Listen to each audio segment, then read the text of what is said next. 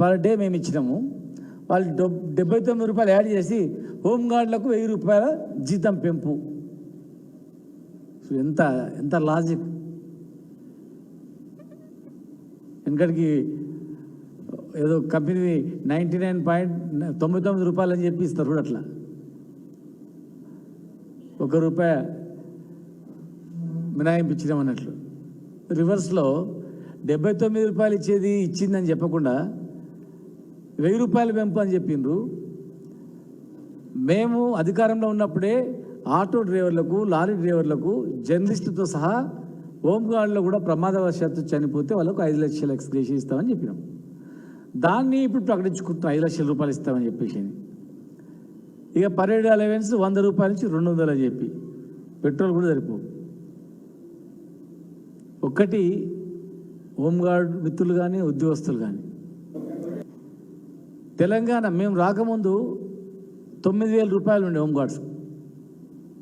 9,000 రూపాయలు ఉన్నటువంటి హోంగార్డ్స్ ఇండ్లలో పనిచేయించేది, పొలాల కాడ పనిచేయించేది, అధికారులు బట్టలు ఉతికించేది, వెట్టి చాకరీ చేయించేది. మేమే నిలదీసి మా హోంగార్డులు డిగ్రీ పీజీ చదివినటువంటి వాళ్ళు ఉన్నారు, వాళ్ళతో ఈ పని చేయిస్తారు ఏమనుకుంటారని బెదిరించి గట్టిగా మాట్లాడి ఆఫీసర్లను ఒప్పించి 9,000 రూపాయలు ఉన్నటువంటి జీతభత్యాలను 12,000 చేసినాం. 12,000 రూపాయలు ఉన్నటువంటిది 2017లో ముఖ్యమంత్రి గారి సమక్షంలో మీటింగ్ పెట్టించి 2,000 మంది హోంగార్డులను రప్పించి 12,000ను ఇమ్మీడియట్గా 18,000 రూపాయలు చేసినాం. 18,000 రూపాయలు చేసిన వెంటనే మళ్ళీ 2000 సంవత్సరాల్లో కూడా మళ్ళీ ఒక మీటింగ్ పెట్టించినాం. మీటింగ్ పెట్టించి ప్రతి సంవత్సరం 18,000 నుంచి ప్రతి సంవత్సరం 1,000 రూపీస్ మీకు ఇంక్రిమెంట్ ఇస్తామని చెప్పి ప్రకటించినాం.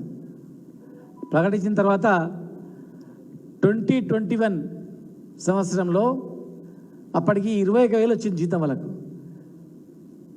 దాన్ని కొత్త పిఆర్సీ వస్తే హోంగార్డు కూడా ఆలోచన చేయండి, ఎవ్రీ ఇయర్ మీకు 1000 రూపాయలు యాడ్ చేయాలన్నా, పిఆర్సీ అమలు చేయాలన్నా అని చెప్పి వాళ్ళతో మాట్లాడి 30% పిఆర్సీ ప్రభుత్వ ఉద్యోగులతో సమానంగా 30% పిఆర్సీని కూడా హోంగార్డులకు అమలయ్యేటట్టు చేస్తాం. 3 ఏళ్ల తర్వాత మరి ట్రాఫిక్ హోంగార్డులు అంటే పోలీసులతో సమానంగా గ్రౌండ్స్లో పనిచేసిండ్రు, ట్రాఫిక్లో పనిచేసిండ్రు, సెక్షన్ రైటర్గా పనిచేసిండ్రు, డ్రైవర్గా పనిచేసిండ్రు, పోలీసులతో సమానంగా రిస్క్ పనులు మొత్తం చేసిండ్రు. చాలామంది అడవులలో పోయి నక్సలైట్లతో చనిపోయినరు, మందుపాత్రలో చనిపోయినరు. కానీ ఎవరు పట్టించుకోలే, వాళ్ళ జీవితాలు బాగా చేయాలి, ఎవరు ఆలోచన చేయలే. ఎందుకంటే నేను హోంగార్డుల అధ్యక్షునిగా ఉంటేప్పుడు ఈ గవర్నమెంట్ పోయిన తర్వాత నేను అధ్యక్షునిగా ఉంటే నా మీద మళ్ళీ ఈ గవర్నమెంట్ మీద కోపం మేము తీస్తారు బాబు, నేను పక్కా జరిగితే ఎవరైనా పెట్టుకోండి, లేకపోతే కామ్గా ఉండండి, మళ్ళీ అధికారంలో వచ్చిన తర్వాత మళ్ళీ మేము వస్తాం, అధికారంలో వచ్చిన తర్వాత మళ్ళీ మేమే ఉంటాం, మీకు తెలంగాణ ఉద్యమంలో ఎట్లయితే అండగా ఉన్నామో ఆ సంఘాలకు మేమే ఉంటాం, ఏం భయపడకండి, మీరు పని చేసుకోండి అని చెప్పినాం. ట్రాఫిక్ పోలీసులకు కూడా 30% రిస్క్ అలవెన్స్ ఇప్పించినాం. 10 సంవత్సరాల క్రితం 9,000 జీతభత్యాలు ఉన్నటువంటి హోంగార్డుల జీతాలు అదే ట్రాఫిక్ పోలీస్ స్టేషన్లో పని హోంగార్డులకు 35,000 జీతమైంది. 35,000 రూపాయలు. 9,000 ఎక్కడ, 35,000 ఎక్కడ అంటే ఎంత వ్యత్యాసం చెప్పండి. 9,000 ఉన్న జీతాలను 35,000 వచ్చినాయి. వాళ్ళకు గౌరవంగా పోలీసులతో సమానంగా డ్రెస్ అలవెన్స్ కూడా ఇచ్చినాం మేము. ముఖ్యంగా ఉమెన్ హోంగార్డులు అయితే వాళ్ళు రాకపోతే జీతాలు రాకుంటుండే, ప్రెగ్నెన్సీ ఉమెన్ డెలివరీకి పోతే వాళ్ళ జీతాలు రాకుండే. మేము స్పెషల్ జీవో ఇచ్చి 3 నెలల సెలవులు జీతభత్యాలతో కూడిన సెలవులు ఉమెన్ పిఎస్ మన హోంగార్డులకు ఇచ్చినాం. ఒకవేళ భార్య డెలివరీ అయితే భర్తకు కూడా 15 రోజులు సెలవు ఇచ్చినాం హోంగార్డులకు. వాళ్ళని పర్మనెంట్ చేయాలని చెప్పి ఒక కమిటీ చేసినాం, Rajiv Trivedi committee. Special police assistants అని చెప్పి రూల్స్ ఫ్రేమ్ చేసింది. మరి అందులోనే ఒక సేమ్ ఈక్వల్ క్యాడర్ అయిన రాజీవ్ త్రివేది గారు ప్రిన్సిపల్ సెక్రటరీగా ఉండి హోంగార్డులు చాలా మంచి పని చేస్తారు, ఒక ఉద్యోగ భద్రత ఇవ్వాలా, వెల్ క్వాలిఫైడ్ ఉన్నారని చెప్పి ఈ దేశంలో ఎక్కడ లేనటువంటి విధంగా మొదలు మేమే చేయాలని చెప్పి ఒక కమిటీ స్పెషల్ పోలీస్ అసిస్టెంట్ అని పేరు పెట్టి తయారు చేసినాం. మరి రాజీవ్ త్రివేది గారు తయారు చేస్తే ఇంకో ఆయన పోలీస్ డిపార్ట్మెంట్లో ఇంకో ఆఫీసర్ ఏం చేశారంటే కాళ్ళ కింద కట్టెబెట్టి అవి పర్మనెంట్ కాకుండా తప్పుదో పట్టించి ఫైల్ నానుస్తూ ముందుకు తీసుకొచ్చి మరి అది ఆ పెండింగ్లో ఉంది. మేమేమనుకున్నామంటే ఈ ప్రభుత్వం హోంగార్డులకు శుభవార్త ఇస్తుందంటే ఒక మాజీ అధ్యక్షునిగా వాళ్ళ వెల్ఫేర్ చూసిన వ్యక్తిగా తెలంగాణ ఉద్యమంలో వాళ్ళని కూడా పాల్గొన్నటువంటి ఉద్యమకారులను చూసి స్పెషల్ పోలీస్ అసిస్టెంట్లు అనేటివి వాళ్ళకి ఇస్తారేమో ఆర్డర్స్ అనుకున్నాం, వాళ్ళు పర్మనెంట్ చేస్తారేమో అనుకున్నాం. రవీందర్ అనే ఒక హోంగార్డ్ చనిపోతే ఇదే పెద్దలు ఈనాటి ముఖ్యమంత్రి గారు కూడా గాంధీ హాస్పిటల్కి వెళ్ళి మేము అధికారంలోకి వచ్చిన 3 నెలల్లో హోంగార్డులను పర్మనెంట్ చేస్తామని చెప్పారు.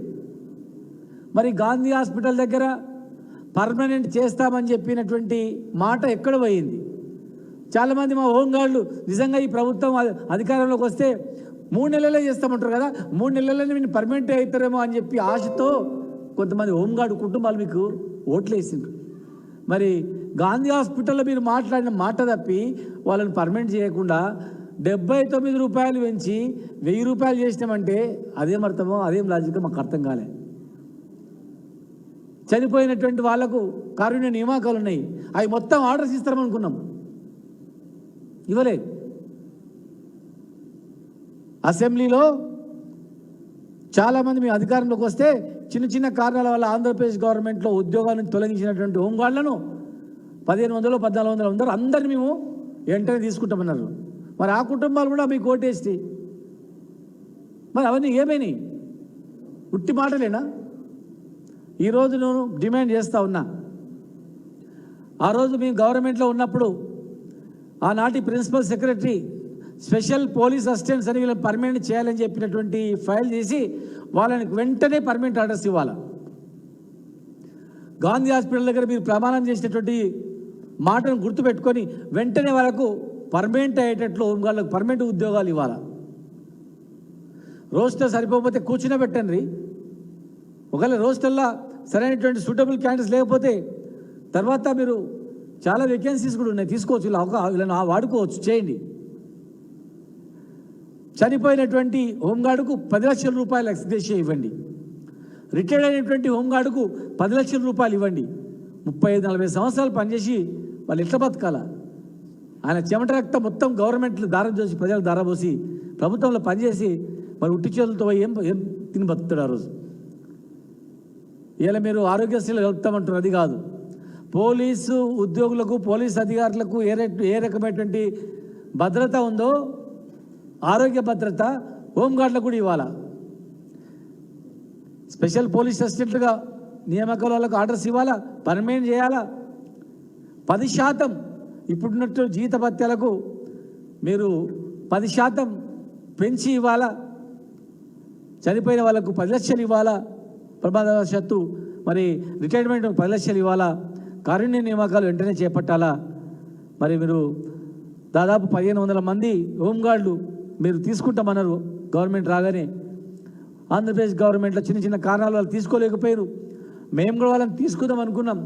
పోలీస్ అధికారులే రకరకాలుగా అడ్డగించారు. మరి మీరు చేస్తామన్నారు కదా, వెంటనే వాళ్ళకు కూడా చేయాలి. కనుక ఇచ్చిన మాట నిలబెట్టుకోవాలని మరి ప్రభుత్వ ఉద్యోగులకు కూడా ఇచ్చినటువంటి ఇంకా మిగిలిపోయినటువంటి పెండింగ్ డిఏలు కూడా మిగతా డిఏలు కూడా వెంటనే విడుదల చేయాలంటే అని చెప్పని హోంగార్డులను వేధించి భయభ్రాంతులకు గురి చేయాలని చేస్తే మాత్రం బాగుండదు. హోంగార్డుల జోలికి ఎవరు వచ్చినా అధికారులను మేము గుర్తుపెట్టుకుంటాం. హోంగార్డులకు ఒక అసోసియేషన్ రూమ్ ఉండాలని చెప్పి డీజీపీ ఆఫీస్లో మేము ఆనాడు డీజీపీ గారు చెప్పి హోంగార్డ్ అసోసియేషన్ వెల్ఫేర్ గురించి ఒక రూమ్ కేటాయించినాం, పెద్ద హాల్ కేటాయించినాం. వాళ్ళకు తాళాల చేతులు ఇవ్వకుండా వేధిస్తూ ఉన్నారు. క్రమశిక్షణ పేరు మీద ఇలాంటి వేధింపులు తగునా? వాళ్ళు మనుషులు గారా హోంగార్డులు?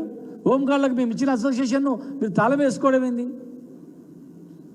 హోంగార్డులకు ఎవరు లేరు, వాళ్ళతో వెట్టి చాకరీ చేసుకుందామని మీరు అనుకుంటూ కాక, ఏ పోలీస్ అధికారి అయితే హోంగార్డులను వేధిస్తాడో, హోంగార్డు కుటుంబాలను వేధిస్తారో ఆ పోలీస్ అధికారిని మేము గుర్తుపెట్టుకుంటాం, దానికి తగ్గట్లు మేము చేస్తాం.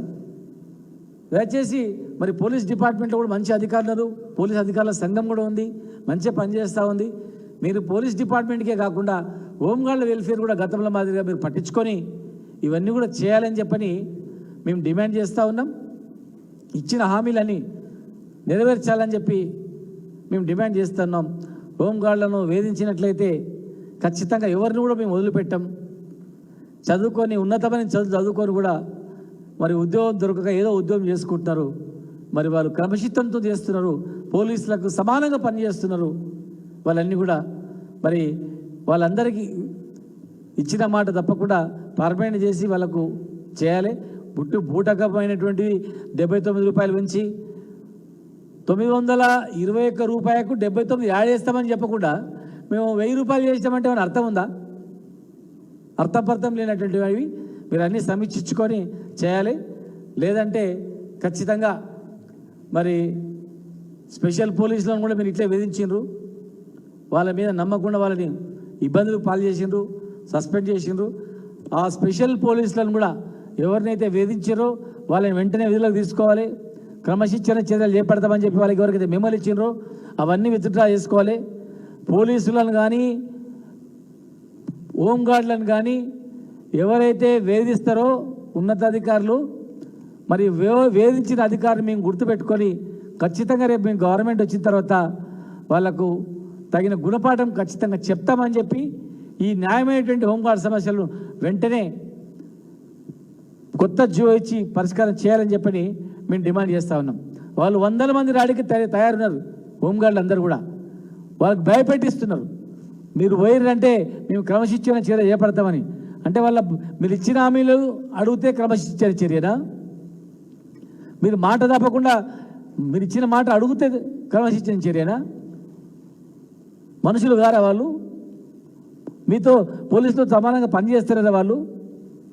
ఇలాంటి వేధింపులు అనేటివి ప్రశ్నించే వాళ్ళను వేధించడం మాట్లాడేది సమంజసం కాదు. దయచేసి ఇవన్నీ నెరవేర్చకపోతే మరి వాళ్ళు వెంటనే తిరుగుబాటు చేసేటువంటి అవకాశం కూడా ఉంటుంది గ్యారెంటీగా. స్పెషల్ పోలీసులు మాదిరిగా వాళ్ళు తయారున్నారు. భవిష్యత్తులో మరి అది జరగకుండా ఉండాలంటే ఇవన్నీ ఓ న్యాయమైన డిమాండ్లు పరిష్కరించేయాలని చెప్పి మీ ద్వారా తెలియజేస్తున్నాను.